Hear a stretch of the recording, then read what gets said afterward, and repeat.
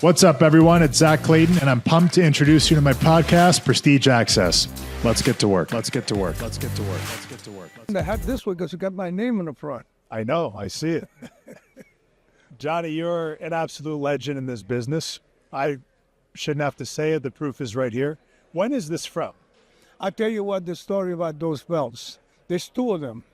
And the only way you're going to see the other one is the pictures in the wall in my office at Gleason's gym down in Brooklyn, Dumbo. That's right. Where you were hanging out. I know it well. And this is the green one. So because I was born in May, and that's the green color, so I kept that one. The other one is in red. It's exactly the same. These are twin belts. That one is used to belong, or he had it. Guys, I gotta go now. Before I was, I think I was in Gleason's gym. We're going back 38 years, maybe 39. Wow. And the other one belonged to Abdullah the Butcher, where he was doing it all the way up north with near Canada, straight down through New York into Massachusetts. He had that same belt. The belts are done with somebody in from Manhattan to White Plains, around that area.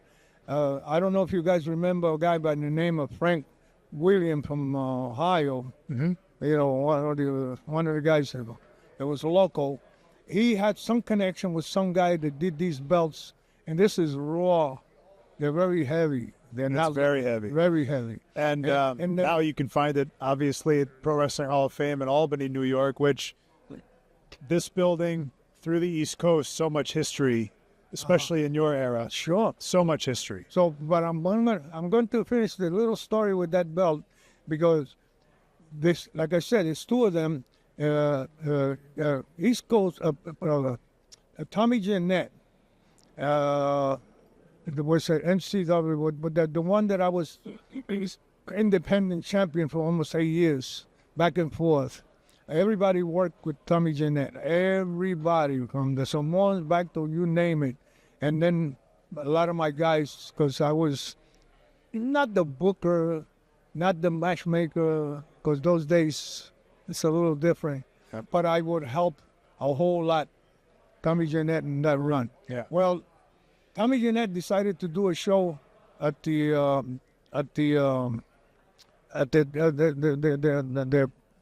place, the school, the college over there in Brooklyn, right next to Brooklyn, where the Gleason gym in Dumbo, Brooklyn is. But that city hall there, the college over there, there was a big arena there, the gymnasium, what do you want to call it. Somehow he got to do a show in that place in New York. Dudley the Bush and myself with the, what do we call the main event that night? Belt versus belt. Mm. Yeah. Okay. What happens there now is that in New York at that time, we were going down quite a few years, guys. I know you guys are close to the age that day. You were talking about maybe 38, 39 years ago. 40, yeah. 30, yeah. 40. And then he had the belt that was all the way north, even close to Canada. He had the red. This is green. He had the red. They're both the same. Exactly the same. Well, belt versus belt with Abdullah the Butcher and Johnny Rodz main event. Now, I'm telling you the story, but then when I get you guys' number and you want to see the two belts, you want to see pictures of what the story I'm telling you now, you're going to see it on those pictures. What happened there was that Tommy Jeanette was a very nervous promoter because he followed the rule.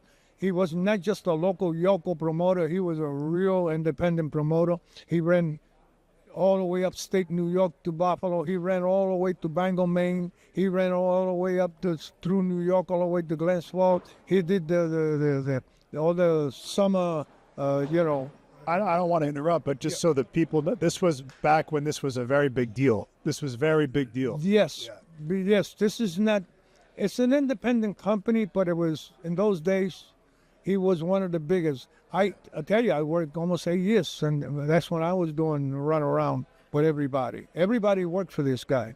But going back to those belts, is that at the end, he decided to do this show in Brooklyn, and I was the main event with Abdullah the Butcher.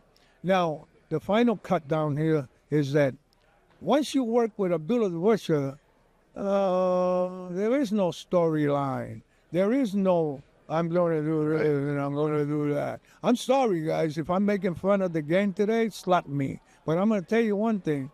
I'm ready for Abdullah the Butcher that time. I'm ready for Abdullah the Butcher this time, but he's not around. But let me explain something to you. Belt versus belt. And now, here's the big problem. In New York, right in smack of the New York in Brooklyn, by Dumbo there and by Brooklyn, near the water, you cannot get out of the ring and do what Abdullah the Butcher done all his life. And I could do anything you want in the ring. Whatever you want to do, I could do.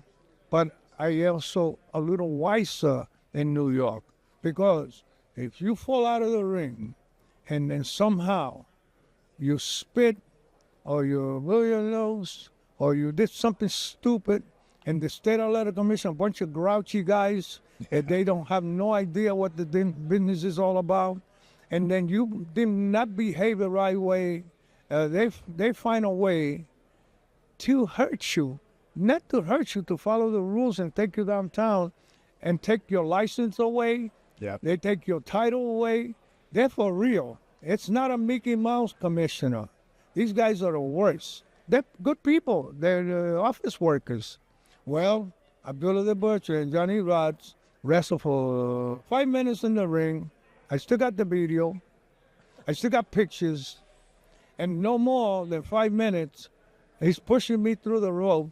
I don't want to go through the rope because the commissioner of bastards, they sit right there, right next to the table with, so I said, oh boy, this is not going to end good. And I already know, because I knew every Tom and Dick and Harry in the business by then, whether it's Abdullah the Butcher, George the Animal Steel, Bruno Sammartino, you name it. Worked with them all. Well, yes, thank you. I worked them all. See, of course I worked them all. The first guy I worked was Arnold Skolin, and he was the booker and the everything in the company for Vince McMahon Sr. So anyway, here we go. No more than 7 minutes. Oh, man. I give him a couple of shots and come back. I turn around. There's blood all over the place. I turn around. Now, he's got blood. I turn around. And look at me, there's blood all over the place. I look at me, next minute I'm on the table with the commissioner, whether I like it or not. I went through there. Well, I'm a hell of a worker, and boy, I'm going to brag. I'm going to do his match.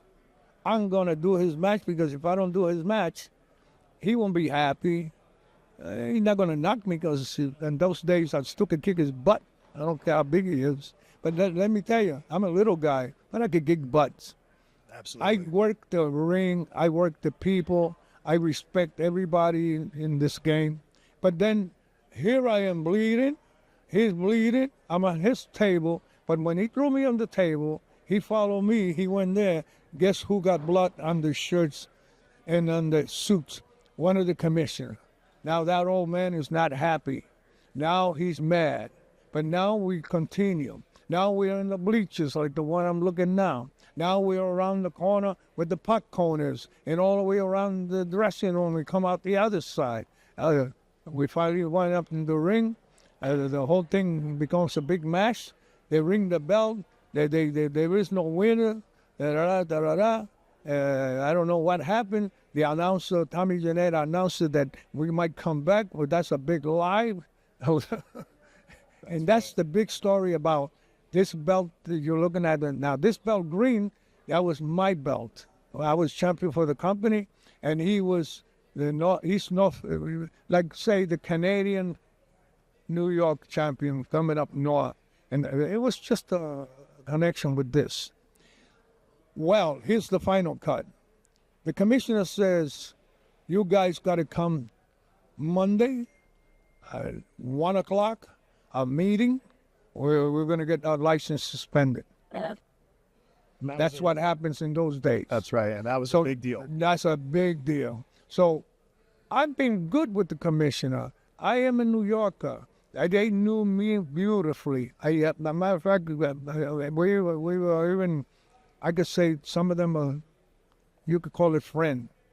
I was honored to them. I honored their job. I did the right thing. I always saw the doctor. I always visited them. They got my examination. In those days, you had to do all that. It's the real McCoy. But what happened is they said, like 12:30, 1 o'clock, we have a sit down because we have to go in. And they took the belts in. The athletic commission's a really big deal, and not many fans understand it. They don't understand that. That is what allows us at any level to put on these shows. Yes. So what happens now, I'm from New York, and he's from the South. I don't know if he was in New York and was going to stay for a while until Monday. This was on a weekend, and I don't know if he was going back home or what. But they took those belts, and they took them to the office to the city. And I lived in Brooklyn, and he lived someplace else. They said by 1 o'clock, you have to have the sit down. I was there by 12:35. I presented myself, and I said, I'm here. And I tell you, I had nothing to do with the Commissioner Joe Blow, whatever the name was, because I'm not going to mention no name. The thing is that I was there, and they knew who I am. They knew I respect them. They knew that it wasn't me. I'm a real worker. I ain't going to let me be the one that went on the table. But here's what happened. He's not there 15 minutes to 1. He's not there 5 minutes to 1. Now the commissioner especially says, if he's not here, he's going to get suspended, and the belts, we're going to award them to you. Yeah. So I wind up with both belts, guys. Yeah. I wind up with both belts. I put it on my shoulders. I hugged the commissioner. I went home, and guess what? I had him for a while. A guy from Belmont, because this was in the Northeast Championship belts, a guy from Belmont who was close to Canada, way up in the north, decided to drive all the way down to Brooklyn, and he wanted one of those belts and made me an offer on one of the belts. I wanted $800 for one of the his belt, because I wasn't going to sell the green, because I was born in May, so I was green. So I want to sell him the red. The guy says, well, I got $500. I said, no, I want $800. If you want it, you could come back.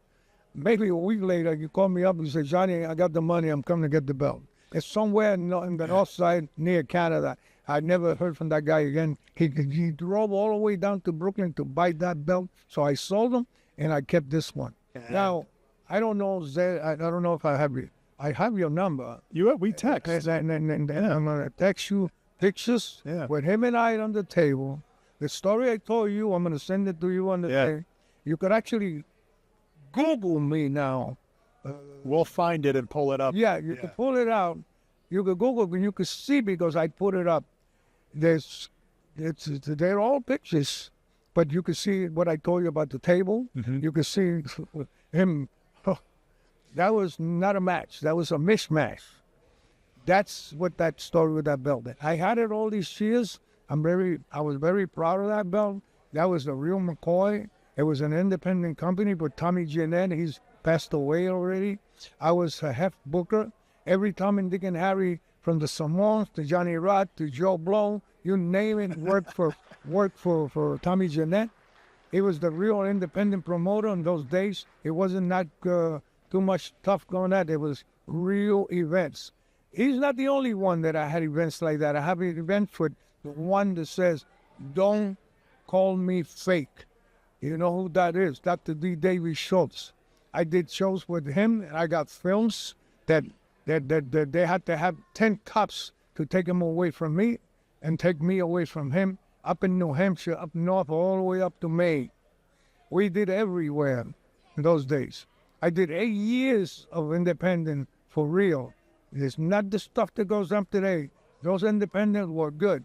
I would get $1,500 from Friday to Sunday. That's right. Everything paid. In those days, that's good pay. And how often were you traveling throughout your career? You were 300 days a year or more. That's what people don't I understand. thought you was my nice guy. Oh, listen, I know. No, I wait know. a minute, hold on a minute. You brought me up the right way, Johnny. You brought me up the right I was way. having a nice time. I was saying that now he's gonna bring me back for all these freaking stupid miles that I did on my life. More You than know how anybody. many miles? You know, if I get a dollar for every mile, I'd be a multimillionaire. Yeah. You know, a guy that wrestled in Kuwait before the war and after the war. You know what kind of war we're talking about, Yep. right? Now, if I say that, I have been there before the war and after the war. How that happened, it's another story. I was in Dubai, Abu Dhabi, where it was just markets. Dubai, Abu Dhabi today is a total different country. Right. Okay, I was in Sharjah, Doha, Moha, Everywhere. me and Rocky Johnson, we were in Doha doing sit-ups. He has to do 500 sit-ups, and he just goes like this 500 times. And I got pictures of that, and I'll send them to you when I'm just saying, Rocky, will you do me a favor and finish so we can have breakfast before the guy goes away? Because they're only going to wait for us to 10 o'clock. Everybody already had it. And we have to get that Western, our breakfast and not their breakfast. We're in the Middle East in Doha at 9 o'clock in the morning. He's doing 500. Doing his What? sit-ups. And then I'm standing there next to him telling that I got pictures to that, guys. And I don't say something unless I could prove it. No, absolutely. You don't Okay. you don't mess around. Yeah. Everything Johnny been to says so is many 1,000% places. the truth. I did miles and miles and miles up and down. I was number one in 1976 at Jabaruk in California. And that's another story that involves everybody else from Vince McMahon Sr. to the big cat, the big cat, Ernie Ladd. I love him. I hope he's in heaven. What a beautiful, wonderful person he was. Everybody was there. The Josh Yanamo still louder. I hope you're listening to me. I love that guy. You name it. The new sheet. Leave me in my ugly nose salon. And then Mike Cicluna. You douchebag. You douchebag. You douche the bag. That's the new sheet. Those guys are the real McCoy. Those guys are in heaven. Those guys, and I could keep mentioning all those guys. Guys, I can make fun at you now because I'm still here. You know why? Because I'm the unpredictable one. I love it, Johnny. You love it, Pop? They're calling us because we have the meet and greet. I know you're Yeah, going to be no, out here you next wanna- to me for I it. just wanted to give you a little bit of that, and you're going to get some. You could search the picture, but I have them. All the little spots that I tell you about that belt, it went around. So Seth came over to bring me my ring and went to the office. I had it there, and I said, you're going to take this belt. Believe me, nobody. People offered me money for that belt. Yeah. They offered me a lot of money for that belt. So I gave it to Zed so he could have it in the Hall of Fame because that would be my gift to the International Hall. And you were just And I gave inducted. him a whole bunch of other posters that, and I got posters from 1962. He has them in Albany now? Well, he's got some over there. Yeah. And, well, Well, we could do this for hours, as you know that we have in the past, but we'll do it again. Yeah. I got plenty more story. We'll never get out of here. Thank you, Johnny. You're welcome. Guys, thank you Legend. very much. Absolute legend. Thank you, Johnny. All right.